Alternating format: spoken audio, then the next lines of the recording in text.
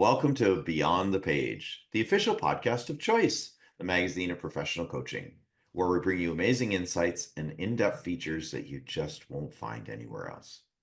I'm your host, Gary Schleifer, and I'm so excited, I can't say excited, to expand your learning as we dive into the latest articles, have a chat with this brilliant author behind one of them, and uncover the learnings that are transforming the coaching world. When you have a chance, join our vibrant community of coaching professionals as we explore groundbreaking ideas, share expert tips and techniques, and make a real difference in our clients' lives, which is what we are here to do. Remember, this is your go-to resource for all things coaching. Now, let's dive in. In today's episode, I'm speaking with business and leadership development certified coach and organizational development consultant, Arianne Weiner, which is a very German background name like Schleifer. She's the author of an article in our latest issue, Climate Consciousness and Coaching, Making the Connection. The article is entitled Coaching Through the Climate Crisis, How to Address Eco Anxiety and Build Resistance. A little bit about Arianne. She's a PhD, a PCC, and is a seasoned business and leadership development coach and organizational development consultant. Over the past 25 years, she has empowered leaders and business owners to optimize their people, processes, and time to improve their bottom line. Arianne has worked with public agencies and private corporations, helping leaders leverage their strengths for success. Thank you so much for joining me today. Now It's a pleasure. I have to ask, I jump right over this. How do you reconcile the what you do is empowering leaders, owners to optimize their people, processes, and time to improve the bottom line and climate consciousness? Like, how did you, I mean, fantastic article for those of you that are listening, but what drove you to the connection? Well, the connection has to do with the fact that it's everywhere. This whole idea of how do we deal with what's going on in the background of the world, climate change, massive changes. It can't just be something that's compartmentalized out there. It's not set aside. It's sitting there every day, whether we acknowledge it or not. We're hearing the noise. So it's not just affecting businesses or leaders, it's affecting everyone who is a part of what we do, how we show up, where we do our grocery shopping, when we pick our kids up at school, how our teenagers are determining what they want to do next. So we might be a leader of a huge corporation. We can handle it. It's easy. And we come home and our kid is full of angst. If that doesn't impact us, how we're going to show up tomorrow, I don't know what will. Mm. Well, So yeah, thank you, because there's a part in your article, and the word that was not included was hope. And you said it lovingly without actually using the word hope, but it's inferred. So thank you for that. I Thank absolutely do believe that there is hope. And I can share with you that I just brought up at my dinner table for Passover. We went around the table asking everybody, where do they see light? So when we break the matzah, for example, instead of destruction, where do they see light? I had three people at my table over 80, and two of them spoke up immediately and they said, I still have hope. you. And that touched me because they say, I wish we were leaving the world in a better place. Maybe we are, and maybe we aren't, but somewhere in between, there must be hope. So thank you for mentioning that because I think without it, we can't move on. We can't help our clients, and we can't be good servants to our world. Yeah. And I think this is what this is all about is being kind and generous both to our clients, to our and to ourselves. And our clients need to learn to be generous also with themselves. Mm. Generous and kind with Ab- space and grace. I like that too. Absolutely. Yeah. Well, you've touched on another topic that you also mentioned in the article. You speak very well about across the different generations. Now, what I found interesting is that I'm a lagging, what do you call it? Lagging edge, late baby boomer. Uh, And I'm very passionate about climate consciousness and that, but you spoke about it. Their younger generations are even more passionate, which is odd because you always hear the reports about how they don't really think about the future, in particular their own future. Absolutely. So this is really interesting. I mean, one reason I decided to write about this topic was because when you advertise, is there a topic that's close to your heart? I always read that sentence and I'm like, yeah, this is close to my heart. Um, but what really is very, very close to my heart was the fact that when I read this topic, how can you connect the dots about climate consciousness and coaching? It struck me because I think I read it was sometime in October. And somewhere in June, I had two of my nieces that were visiting. Both are Gen Z, and they're unbelievably brilliant, and not just because they are my nieces. Uh, No bias but there at and all. no bias, but both of them have masters. One's in environmental scientist. She's in ecology, working with wind and wildlife interaction. And the other's in environmental policy, and she works with politics and political public administration. Wow. And they were visiting. And although they were smart and informed, what struck me over the week that they were around is the emotional weight that they were carrying and their friends, multiple scenarios. And they weren't just worried about the climate, they were questioning how to live, how to plan, how to dream. Big questions whether it was worth buying a home. And if so, where would they buy that home? Would having children be a responsible move for them? And would any of their efforts, even in these disciplines, would it matter? And I thought, my God, it better matter. I, so that moment cracked something open for me. It was like hearing Metallica at 6 a.m. in the morning, before your coffee or something. Oh, yeah. So, right? And so here I'm like, gosh, I didn't really know what to say. I mean, I coach high performers, leaders, all these people through transitions and challenges. And my gosh, the pandemic. And suddenly I had to admit, I've been coaching around climate without naming it. I had Mhm. geothermal client. I've dealt with public utility departments, and I realized no one ever said to me anything Isn't that about the strange? environment of their job. Nothing. We talked about what goes on at work, what the team environment is, what, you know, issues with other coworkers, all of that.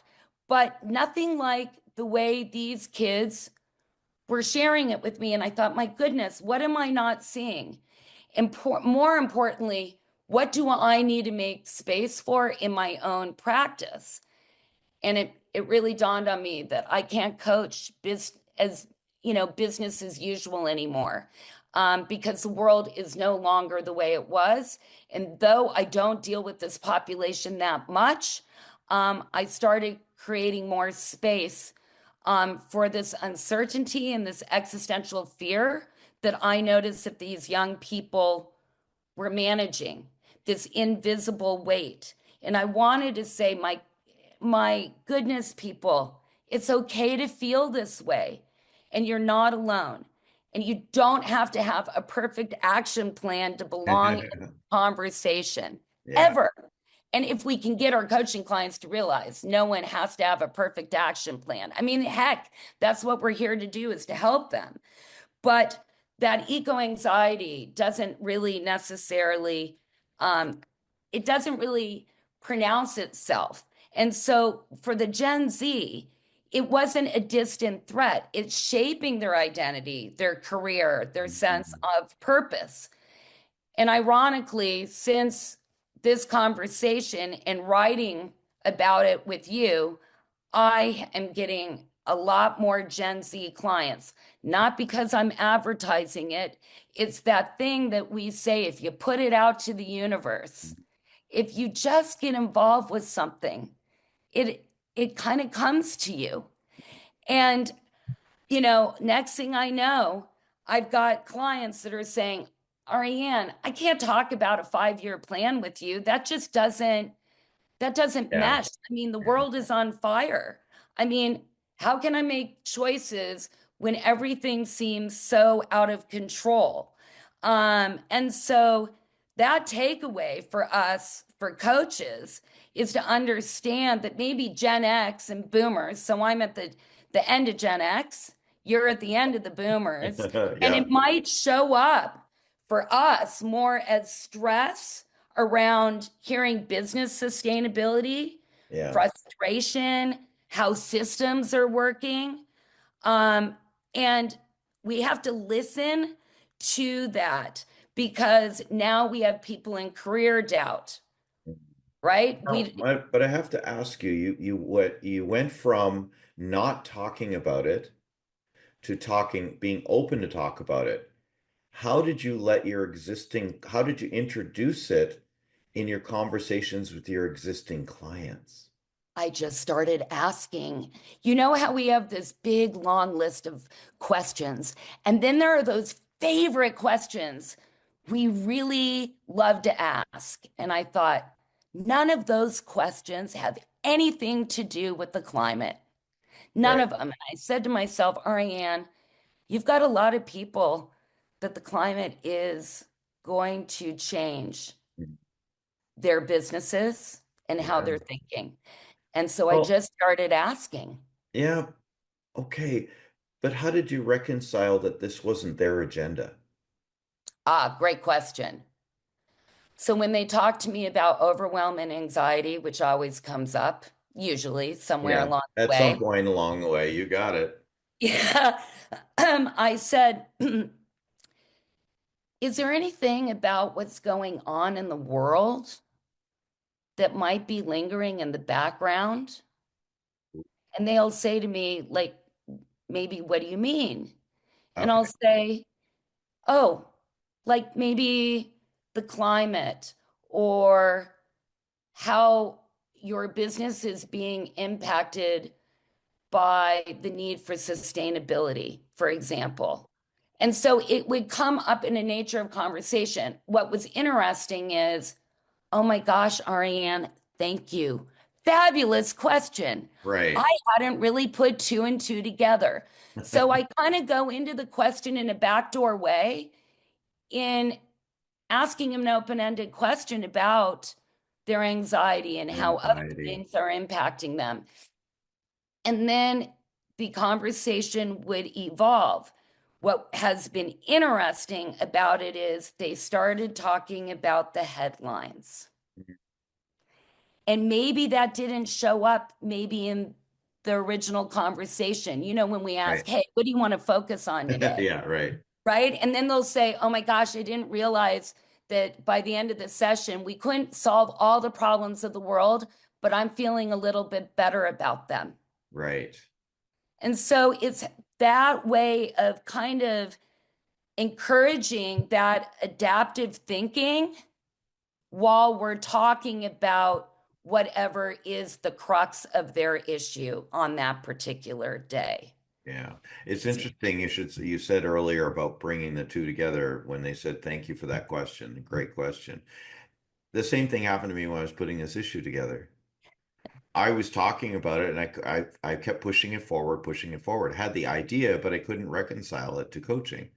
And then my friend Susie Pomerantz introduced me to Renee Friedman, who was my co-lead on this issue. And oh my gosh, she has had the two intertwined for 30 years. And I'm like, so tell me how that works. Tell me who should talk to.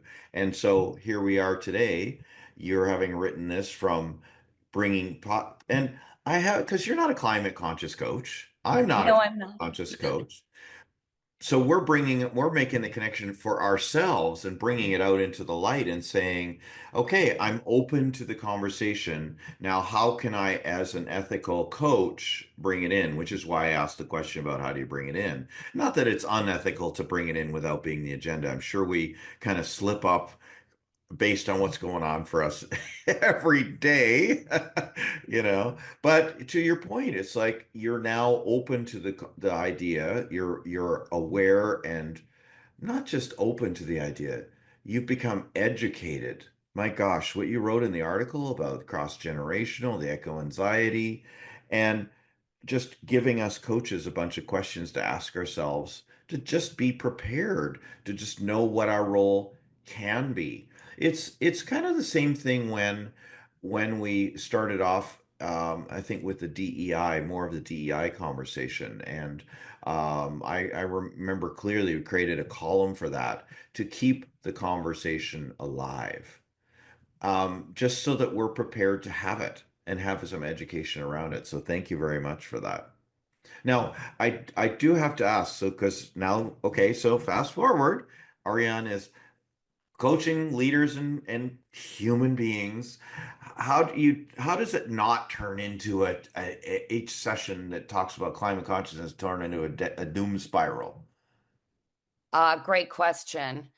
I think one thing is that you have to know that this is a problem that doesn't go away. Mm, And it just keeps us from dealing with it in a healthy way.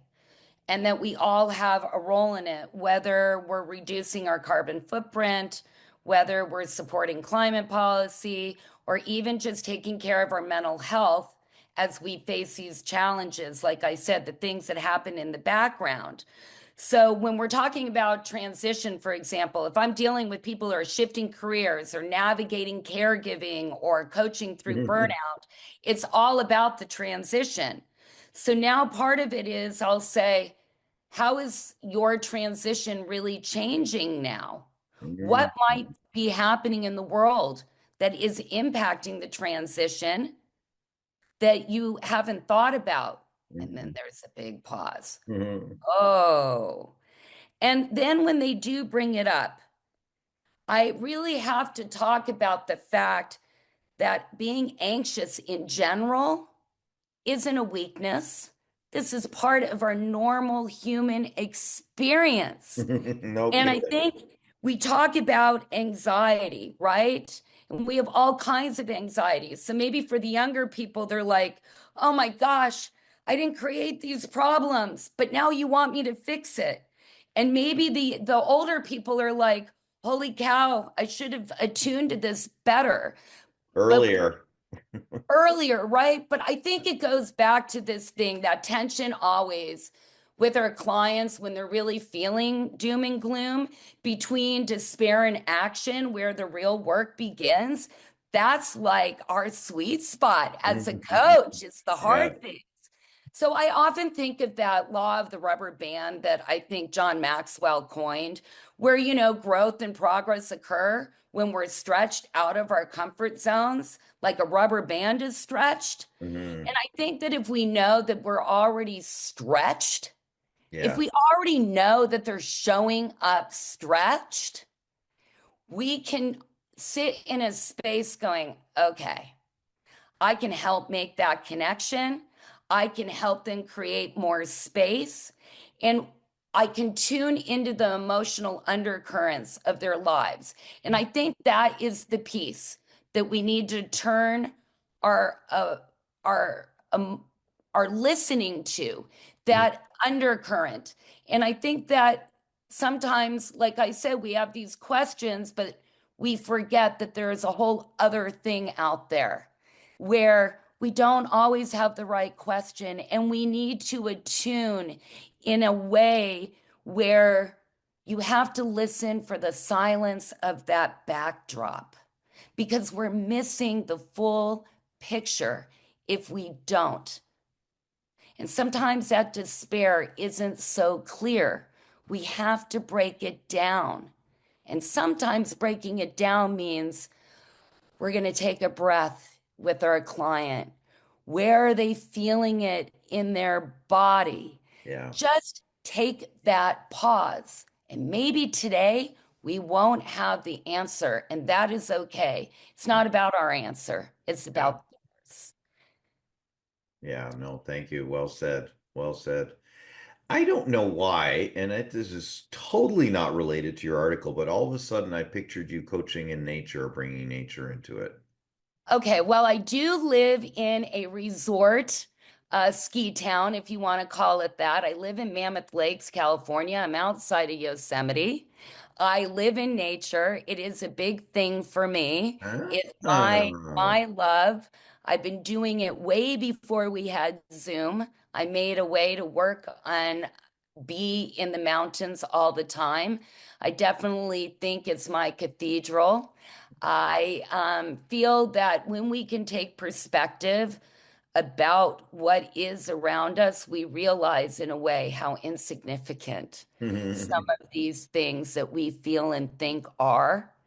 And when we can look at the bigger picture, and nature is, it's full of all kinds of things if we allow it, if we Yeah. listen to it. And even if you're in the city, I Yeah. mean, you hear a little bird tweet and you tune in, and all of a sudden, whatever else that brain chatter in your head just takes it down. Maybe you're at the beach and not at the mountains. Whatever works for you, I think is a big deal. We have to remember that we have to connect, Yeah. whatever connecting in some way. So, Yeah. yes, nature is a big part of who I am and my values for sure. Wow. Yeah, so no surprise that this really resonated with you to do this. You know, speaking of connecting with nature, I live in the suburbs of Toronto and I'm on the 32nd floor of a 38-story building. And on a regular basis, nature in the form of I think a red-tailed hawk goes flying by, well, soaring, sailing through the wind. And I have to just pause, like, and look and just feel so grateful that I got to see this beautiful, graceful creature go by. And a reminder to, that connection back to nature, even in suburbia, right? This guy or girl lives somewhere in this neighborhood, so they've adapted to our environment, right? We put up these mega buildings and then they just find a home. It's just it's a concrete tree to them, right? It's a cliff, Right. a concrete cliff, a concrete crevice. So they're living around here somewhere. I don't know which building, but beautiful. Well, they've created their own resilience, right? On some level, their own adaptability, right? I mean, which is really cool. I mean, if they can do it, can't we? I mean, Well, you you just know. walked yourself into that conversation, my young friend. You talked about I didn't even set this up this way, listeners. You talk a lot about resilience in your article. So let's just go there. What does it look like today? Like, especially where there's climate conversations are getting crazier every day. Like, look at like all the storms in the US right now and the flooding and the temperature increase, the Paris Accord, all this sort of stuff. Tell me more about resilience. It's interesting that you mentioned it because I definitely, living in California, had friends that lost their Oh, right. Yeah, exactly. LA. right? So now they are absolutely a result of a climatic event, Mhm. right? A natural event. And so for them, that conversation obviously is very much in tune with how am I going to manage today, Yeah. right? Versus, let's say, the Gen Z who can have that existential angst. Um, so getting back to the resilience, I mean, very much like the pandemic, if we didn't learn from it then, are we ready to learn from it now? Are Mhm. we ready in the midst of this change? I think this is, as coaches, where we step in. One, we're not here to fix the crisis, nor are we there to fix our client, right? Right. But we're there to help build our clients' inner capacity, that ability for them to have clarity, and more importantly, that we support them and have them find ways in their world also to find support so they can have courage to navigate it.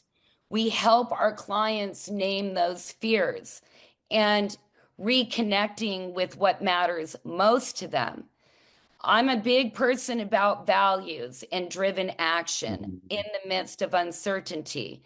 So, resilience isn't about avoiding anxiety, it's about learning to live, lead, and choose to live meaningfully Mhm. within it. So, part of it is how do we help them embrace adaptive thinking? How do you get some flexibility in that? We Right. don't know why your red tail hawk ended up in your neighborhood, right? Yeah. Um, so getting our client to be able to adjust to different strategies to a new reality. I think the other thing is we need to strengthen their emotional intelligence, Mm. and recognize that clients need to learn how we manage our emotions. So, for example, I'll say to them, hey, how did you get in the mood you're in today? And I will say, many of them will say, I really need to stop watching the news. I need to stop listening to it on my way to work, for example, Yeah. right? And I said, okay, so how can you turn that little bit of time into a more proactive engagement? Because clearly it's starting your day and tanking it before you've even finished that cup of coffee. And the same thing when they go to bed, for example. That's just a quick one. But the emotional intelligence is also for some of my older clients who have business, I said, you got to remember that you're younger people. There's a lot going on that maybe you're not tuning into. When's the last time you just chatted with them? Yeah. And that's part of that. And then the other thing is, I think cultivating those community connections and those networks. And what other way could they possibly get involved? But the biggest thing, Gary, over and over and over again, if you cannot align your actions with your core values, honestly, how can we assist our clients in identifying what's really happening if we don't help them identify what those values are? Because it's those values that give us purpose and agency for everything we do, everything. Everything. Yeah, I hear you. It's interesting you should say that because that's come up a lot with my clients lately is values and the connection to that and what's going on for them and the impact. I also, when I hear resilience, I'm reminded of your earlier comments about the rubber band. And I always connect resilience with recovery, like the ability to recover, not necessarily in the form that it was, but in the form that perhaps it needs to be or differently than it was. That's a great observation because I think that resilience isn't about being unshakable. It's about being movable and renewable. And so it's knowing when to lean in and when to rest. You can't hold the weight of the world 24/7. I think it's also cultivating that emotional range. Like it's okay to grieve Yeah. and joy all in the same day. I mean, heck, step into your 15-year-old self. My goodness, maybe that's a little too much, too many No cycles. thanks. That's too much in the same hour, that's for Yeah. sure. But if we can practice in small grounding rituals, like putting your phone down, going outside, listening to a ridiculous playlist that reminds you of who you are outside of that news cycle. Um, I mean, I am so brave that sometimes I'll say to my client, let's just stop for a moment. Can you just get up and let's get our wiggles out? You Yeah, you exactly. know, and then I'll say to them, go find your people, and maybe climate resilience is a new community sport. Move over pickleball. There's something new. Um, Now, hey, be careful with pickleball. A, it's the fastest growing sport in North America, and B, they're reclaiming unused tennis courts. So they're basically reduce, reuse, recycle. They're Okay. recycling no, I'm just kidding. But But here truthfully, right?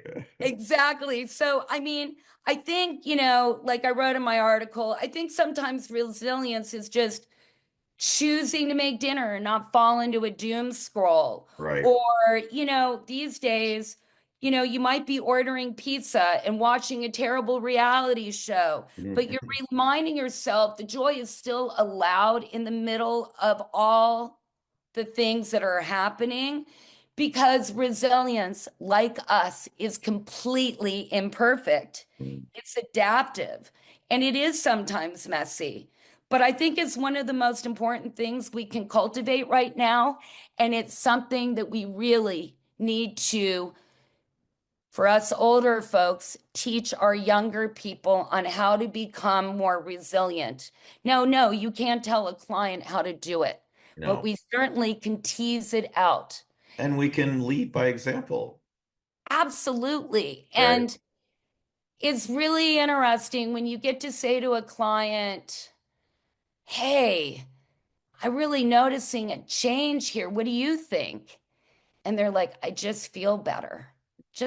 I just feel like I've got some tools that are helping me. Yeah.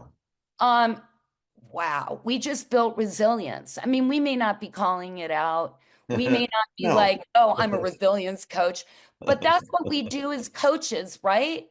I mean, I would hope that that's what we're doing, that Mhm. we're making them feel that they can be messy and okay at the Yeah. same time. Yeah. Well, hey, and us coaches, we're as non-judgmental as we can be, and it's a safe environment.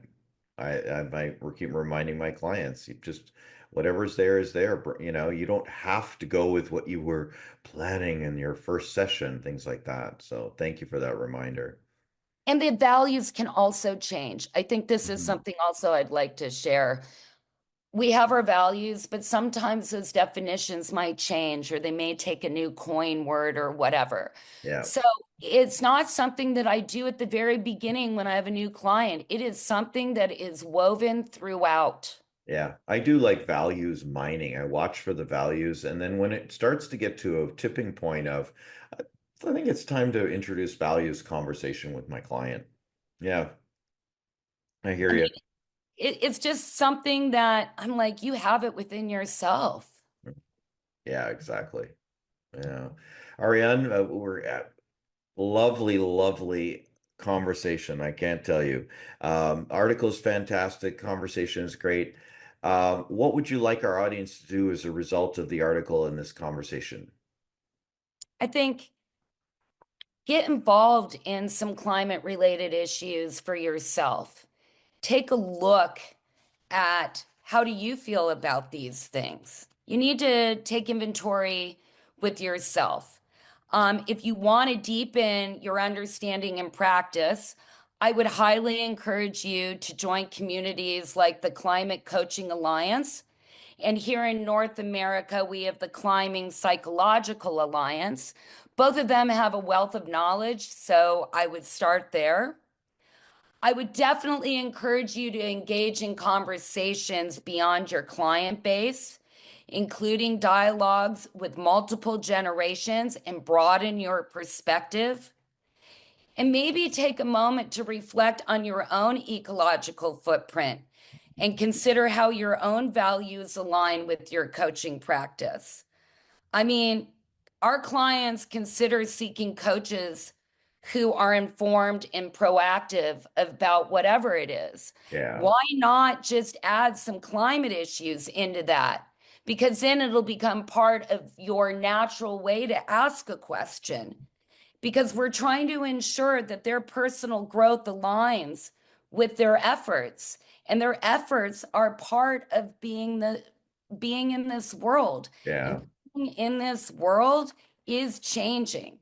And so, if we can't embrace some sort of climate conscious coaching in some way, um, we're denying yeah, our clients a great, fruitful conversation to be more resilient and have a more sustainable future. And I truly believe that we can step together as coaches, foster that growth, awareness, and make positive change Yeah. for our clients and for the world in general. Yeah. Well, and to our readers and listeners, there in the article, there are some ways to help quick tips on how to help your clients get grounded through the conversation, some questions for coaches. So thank you very much. Ariane, what's the best way to reach you? Well, they can reach me at Arianne at implementingchange.com. They can go to my website. But more importantly, I'm going to give you my phone number because I am of a generation that believes in reaching out and touching someone. It's 858-232-8064. Call me, leave a message. I'd be happy to return it and have a conversation. Thank you so much.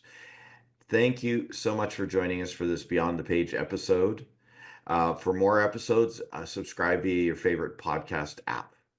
If you're not a subscriber to Choice Magazine, you can sign up for a free digital issue by scanning the QR code in the top right-hand corner of this video. If you're not watching but listening, you can go to choice-online.com and click the Sign Up Now button. Ariane, thanks again. Thank you, Gary. It's been a pleasure, and I am so happy to have this conversation with you. We hope to hear from you again soon. I'm Thank you, Gary. I'm Gary Schleifer. Enjoy the journey of mastery.